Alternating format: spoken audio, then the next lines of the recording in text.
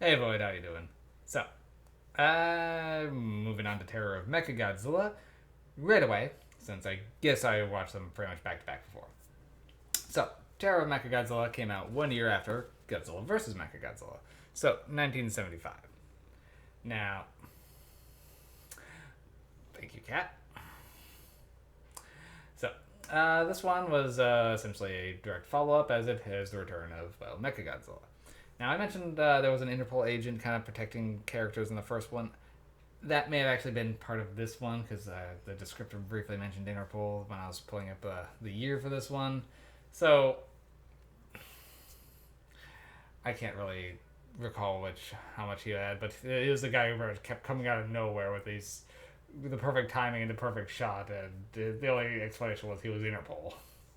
So that may have more been this one, which I like that part. So it does make me continue to think Terror than Mechagodzilla is stronger. Anyway, so a bunch of strange accidents are happening at sea, particularly when they are trying to salvage, well, the fallen Mechagodzilla. Especially since it seems strange that it doesn't seem to be down there.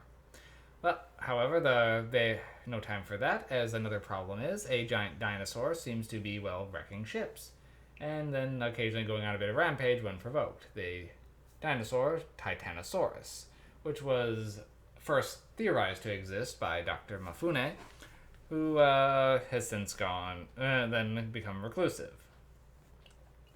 Well, so our protagonists are trying to find Dr. Mafune to get information on the Titanosaurus, so they can see what they can do to, well, stop it from attacking. But some people are going missing as they're being forced to essentially, well, work on the new Mechagodzilla. As those aliens are back and they're wearing even more ridiculous outfits than last time. They're wearing silver jumpsuits with antennas. It is wild. Anyway, they don't really turn back into the monkeys in this one, but it's kind of implied that they're the same aliens. Well, Godzilla's on his own this time, as he has to deal with both Mechagodzilla and Titanosaurus. However, part of the thing is the Doctor seems to hate humanity because they ruined his reputation by not believing in Titanosaurus. So he's thrown his lot in with the aliens and is determined to essentially help them wipe out humans. Especially since they saved his daughter from a lab accident a while ago. So his daughter, Katsura, is essentially his assistant, and she's now pretty much part robot. Anyway, so we've got. However, she seems to be having a bit of a. Some of the investigators who talked to her seem kind of fond of her, so she's getting a bit torn between her loyalty to her father and, well, just trying to become a normal person.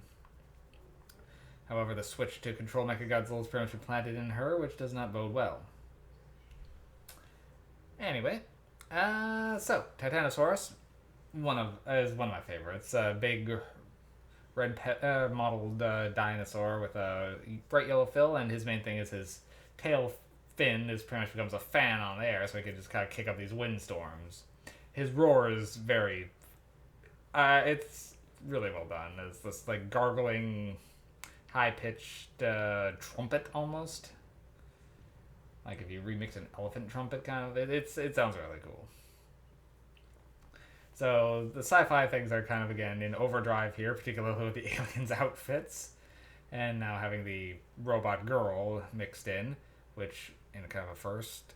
I mean, if you're paying really close attention in the back of Godzilla vs. Megalon, you can see some pornographic images in the back of a trucker's vehicle. This one, well, Katsura gets injured and the aliens are operating on her, and she is shirtless during that. So, in a weird twist for a Godzilla film, there is nudity in it, which is weird. Despite that, this still has like a G rating, but I think that was cut out from the American release, as well as the part where Titanosaurus seems to be stepping on some school children. As part of the problem is a bunch of school children are stuck on an island, and well, the main characters have to go try to get them off before they get attacked by a Titanosaurus. So, a lot going on. But this one was, for me, a lot of fun. I do really enjoy Terror of Mechagodzilla. For me, this one is like going to be a 7 MacGuffin. The Mechagodzilla design is pretty much more the same. They seem to try. They gave it like a MG2 patch, and they seem to indicate its finger missiles were a bit different, but it's not really all that different overall. One kind of twist, so spoilers, I guess. Well, Godzilla seems to recall fighting again, just takes the head off again. However, he still seems quite adept to fight even without his head, so it's not just a complete rehash. So it clearly does use a little bit of stock footage from the last film. But overall, yeah, this one's going to be a 7 MacGuffins for me. Terra Mechagodzilla, it's definitely one of the stronger Godzilla entries. And this was the last of the Showa Godzilla films. Made it to the end. We did it, folks. Well, I think my next one's still just the next one to the Heisei series, which I've already watched all of the Heisei, and I'm now just kind of watching a few Godzilla adjacent films before moving on to the Millennium series, so haven't quite started that one yet, but we are getting there. And my cat Millie here doesn't really care either way as long as I keep paying attention to her, so yeah. Whenever I try to do anything, she has to be right there. Well, that's all for now. Wave bye-bye, and we'll see you guys soon.